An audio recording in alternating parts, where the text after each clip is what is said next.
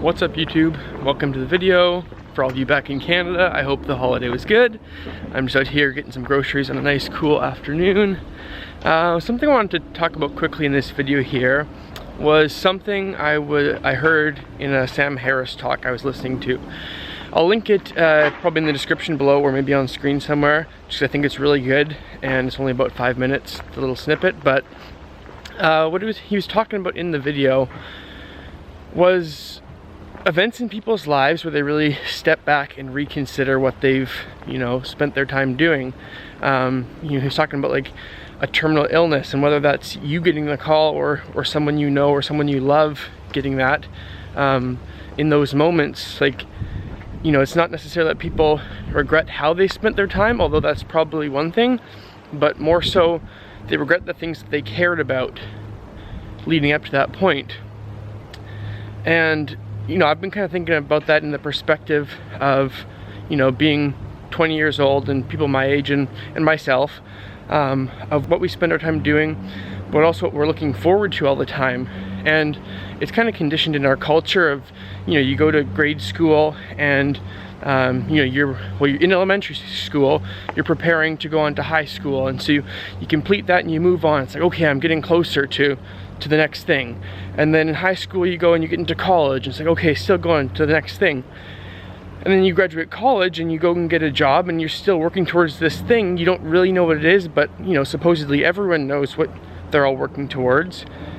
And then, as Alan Watts put it, one day you wake up at 40 years old and say, my God, I've arrived. And you don't really feel much different than you did at the start.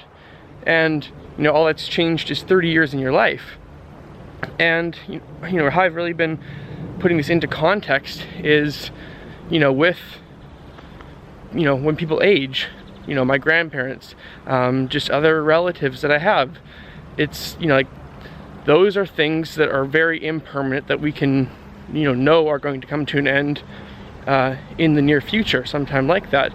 There's unpredictable events in life that you can't really account for, and those things, like, you just try to react the best you can when those things happen. But there are certain things that have much higher probability of happening. And so, to put it into the context of where I'm at and a lot of people my age, it's finishing up school, going and getting that job, working really hard, putting in a lot of hours. But when we step back, it's really like, for what? What's the big rush? What are we trying to get to so soon that we're going to sacrifice right now and in this moment for? And I think if you spend your 20s just working or whatever, then all of a sudden, these people in your life that you love, will have died. And, these family reunions and birthdays and anniversaries, things like that, that will have come and gone. They'll have happened. And if you weren't there for them, you can't go back and repeat them. And so I think, that thought exercise of what am I really going towards? Why does it have to happen now or really soon, and why can't it happen later? And putting in the context of when those phone calls come, when the end is near of certain impermanent things, then we know how to act and we don't regret the things that we cared about all the time leading up to that. I mean, I think in the end, your friends and family are like some of the most important things in your life, if not hands down the most important. And so if we spend all these years not spending time with them, what were we really doing? So that's about it for my thoughts on that.